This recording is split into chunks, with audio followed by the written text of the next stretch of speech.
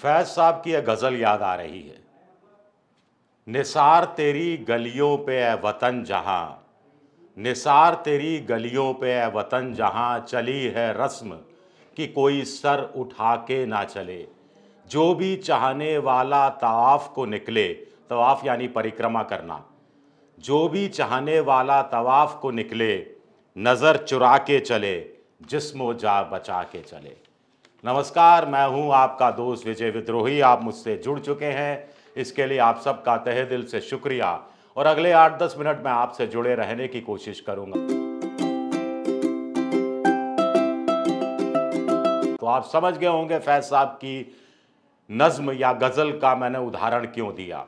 कुल मिलाकर news click में कंट्रीब्यूट करने वाले 4 पत्रकारों को हिरासत में लेना, लैपटॉप जब्त करना, मोबाइल जब्त करना और हैरास करना ईडी के द्वारा, वो भी यूएपीए जैसे एक राक्षसी कानून के तहत, जिसमें जमानत आसानी से नहीं होती, लंबे समय जेल में रहना पड़ता है।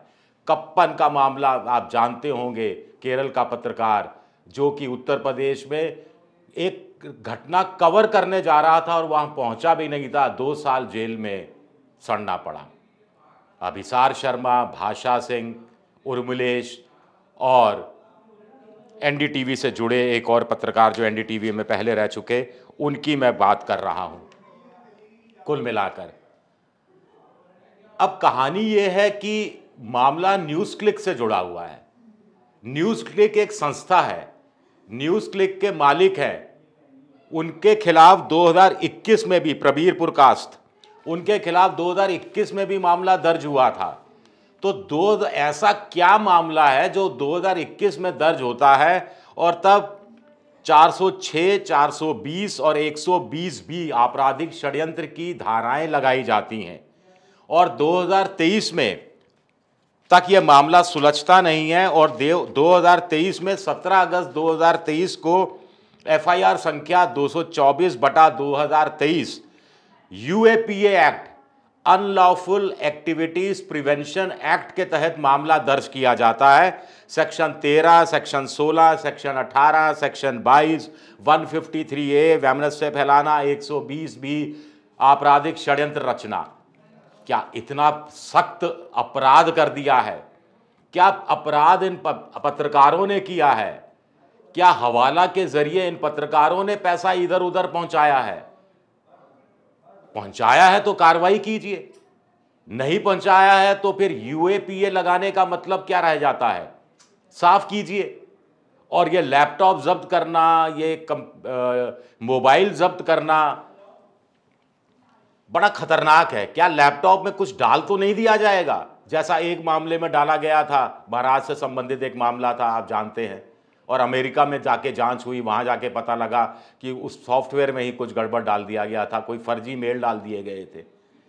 और टाइमिंग देखिए, टाइमिंग देखिए। एक तरफ जातीय जनगणना की बात होती है, विधानसभा चुनाव सर पर है, लोकसभा चुनाव सर पर है, और अचानक क्या इन 4 पत्रकारों के माध्यम से हम जैसे तमाम फ्रीलांस पत्रकार जो अपना यूट्यूब चैनल चलाते हैं, जो मेन स्ट्रीम की पत्रकारिता से तंग होकर, आहत होकर, दुखी होकर, मजबूर होकर छोड़कर आए हैं ताकि अपनी बात तो रख सकें, जनता की बात तो सामने रख सकें। सरकार की आलोचना करना हमारा पत्रकारिता का फर्ज है, उस पत्रकारिता के फर्ज को तो निभा सकें, और ये हरकत की जाएगी।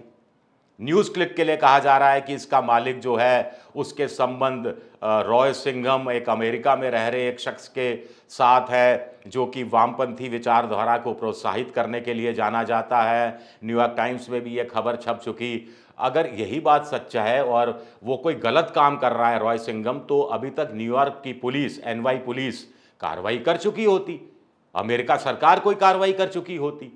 कहा जा रहा है कि वो अपने पैसे से चीन को प्रमोट करता है, रशिया को प्रमोट करता है, और इस भारत के अंदर न्यूज़ क्लिक के माध्यम से प्रमोट कर रहा था।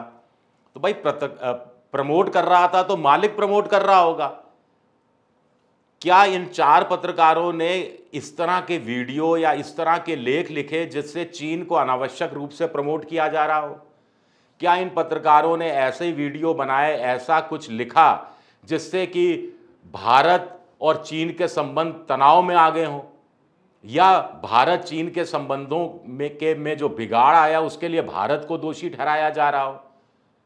क्या टेरर फंडिंग की बात हो रही है? अगर रॉय सिंघम टेरर फंडिंग में जुड़ा हुआ होता तो अमेरिका की सरकार छोड़ चुकी होती। अगर रॉय सिंघम और न्यूज़ क्लिक भी अगर टेरर फंडिंग के मामले में फंसा होता तो 2021 के बाद 2 साल ईडी क्या करती रही? अब तक फंसा चुकी होती। तो क्या इन पत्रकारों ने टेरर फंडिंग के समर्थन में, आतंकवादियों के समर्थक में कुछ लिख दिया हो, चीन की अनावश्यक रूप से तारीफ कर दी हो, भारत विरोधी कुछ वीडियो बनाए हो जिससे कि देशद्रोह की भावना झलक रही हो, भारत के कुछ रहस्य, कुछ खुफिया जानकारी अपने वीडियो, अपने लेख के जरिए जाहिर कर दी हो, टेरर फंडिंग को बढ़ावा देने का काम किया हो, न्यूज़ के क्लिक के लिए क्या हवाला के जरिए पैसा इधर उधर भेजा गया हो? कुछ तो बताइए साहब। अगर ऐसा नहीं है तो फिर यह कार्रवाई क्यों डराने के लिए की जा रही है?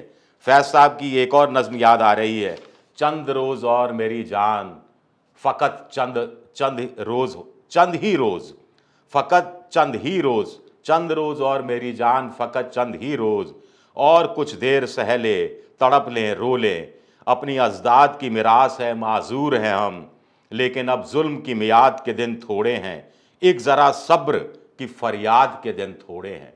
तो राजा डर गया है, राजा डर गया है और इसलिए यह कार्रवाई कर रहा है। राजा सच्चाई सुन नहीं सकता, इसलिए यह कार्रवाई कर रहा है। राजा को सब लोग उसके मोहरे चाहिए, सब लोग वही बोले कि राजा ने कहा रात है, रानी ने कहा रात है, संतरी ने कहा रात है, मंत्री ने कहा रात है, ये सुबह सुबह की बात है। तो क्या राजा ये चाहता है? कुल मिलाकर ये अपनी जगह सवाल उठते हैं। अब क्या करें हम जैसे लोग? पत्रकारिता नहीं करें, पकोड़े की दुकान खोल लें और उससे रोजगार करें, घर का पेट पालें? क्या चाहती है सरकार? मेन स्ट्रीम जर्नलिज्म के अंदर आप पैसे से खरीद लेते हैं मीडिया को, विज्ञापन के जरिए खरीद लेते हैं मीडिया को, आप दूसरी चीज़ों के जरिए खरीद लेते हैं मीडिया को, मालिक को खरीद लिया, सीईओ को खरीद लिया, संपादक को खरीद लिया, विज्ञापन इतना दे दिया कि वो कमर झुक गई इनके मालिकों की। और फिर आपने जरा तू तड़ाक की या निष्पक्ष पत्रकारिता दिखाने की कोशिश की तो ईडी के छापे हो गए, सीबीआई के छापे हो गए, इनकम टैक्स के छापे हो गए, या विज्ञापन दाताओं को उकसा दिया कि इसको विज्ञापन देना बंद कर दो, सरकारी विज्ञापन बंद कर दिया, प्रसारण रोक दिया, कुछ पत्रकारों को नौकरी से निकलवा दिया, कुछ पत्रकारों को नौकरी पर रखवा दिया गया, कुछ एंकरों को निकाल दिया गया, कुछ एंकरों को रखवा दिया गया। तमाम चीज़ें हो रही हैं। इसमें कुछ लोग ही तो बचे थे, उनसे भी डरते हैं आप? इतनी भी आलोचना पसंद नहीं है? कहां जा रही है देश की पत्रकारिता और कहां जा रहा है देश? इस कदर प्रीत पत्रकारिता हो गई है। पहले एक पीत पत्रकारिता होती थी, फिर टेलीविजन चैनलों में प्रेत पत्रकारिता आई, भूत प्रेत की पत्रकारिता। अब प्रीत, प्यार भरी पत्रकारिता हो रही है। और सब तो गोद में है भाई, सब तो गोद में है। समझ से परे है कि सरकार ये क्या कर रही है। प्रचार प्रसार पर सरकार करोड़ों रुपया खर्च करती है तो सरकार को लगता है कि हमारे खिलाफ किसी को बोलना नहीं चाहिए। ये सिर्फ केंद्रीय स्तर पर नहीं हो रहा है, ये राज्यों के स्तर पर भी हो रहा है।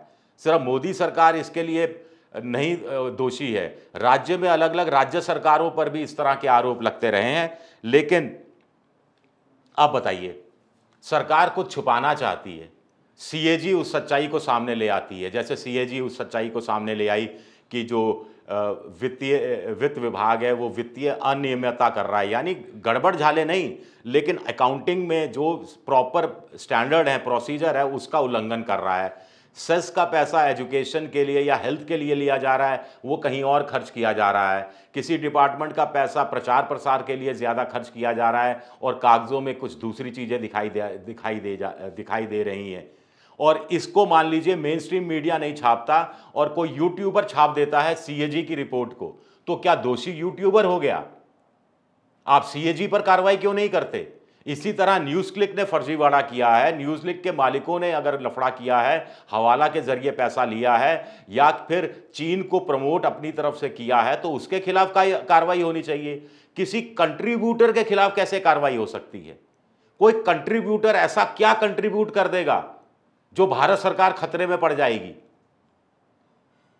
या फिर एक छोटा सा वीडियो 8 मिनट, 10 मिनट, 12 मिनट का वीडियो, 800 शब्दों का लेख, 1200 शब्दों का लेख, 1500 शब्दों का लेख, 1 लेख, 2 लेख, 3 लेख, 1 वीडियो, 4 वीडियो, 10 वीडियो, इनसे ही आप डर गए। और आपके पक्ष में जबकि सुबह से शाम तक गान पे गान हो रहा है, अमृत काल में यही गाना गाया जा रहा है, सुबह आप, शाम आप, दोपहर आप, देश में आप, विदेश में आप, हर जगह आप ही आप है। खुदा मुझे इतनी खुदाई ना दे कि अपने सिवा कुछ दिखाई ना दे। अपने सिवा कुछ नहीं दिख रहा, नहीं दिख रहा अपने सिवा, तभी ये कार्रवाई हो रही है। अपने आप में बड़ी शर्म की बात है। और पत्रकारिता वाला जो मापदंड है उसमें भारत जो 142वें नंबर या उसके बाद और नीचे गिरा है, क्या ये उसका एक उदाहरण है? अभी जैसे बीबीसी पर भी छापे पड़े थे।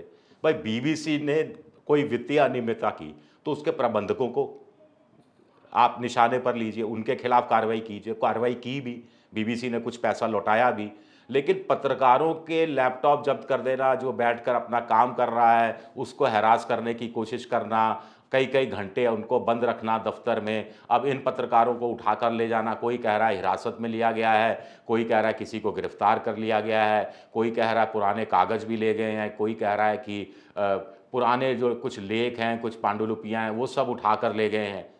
तो इस कदर क्या भारी गुनाह हो गया, या फंसाने की कोशिश है, या इस बहाने डराने की कोशिश है? मुझे लगता है डराने की कोशिश ज़्यादा है। और अगर वाकई में डराने की कोशिश है तो शुरुआत फैज़ के शेर से की थी, अंत भी फैज़ के शेर से करते हैं। नाउम्मीद नहीं है दिल, नाकाम ही तो है। नाउम्मीद नहीं है दिल, नाकाम ही तो है। लंबी है गम की शाम मगर, सुन लीजिए, लंबी है गम की शाम मगर शाम ही तो है। और एक और शेर याद आता है, बड़ा मौजू किस्म का शेर है, इस समय ज़्यादा याद आ रहा है। तुझसे पहले भी जो यहाँ तख्त नशी था, तुझसे पहले भी जो यहाँ तख्त नशी था, उसे अपने खुदा होने का इतना ही यकीन था। शुक्रिया मेरा ये वीडियो देखने के लिए। पसंद आए तो लाइक कीजिए, सब्सक्राइब कीजिए, शेयर कीजिए और घंटी जैसी आकृति बेल आइकन दबा दीजिए ताकि नया वीडियो आए तो तत्काल आपको जानकारी मिल जाए।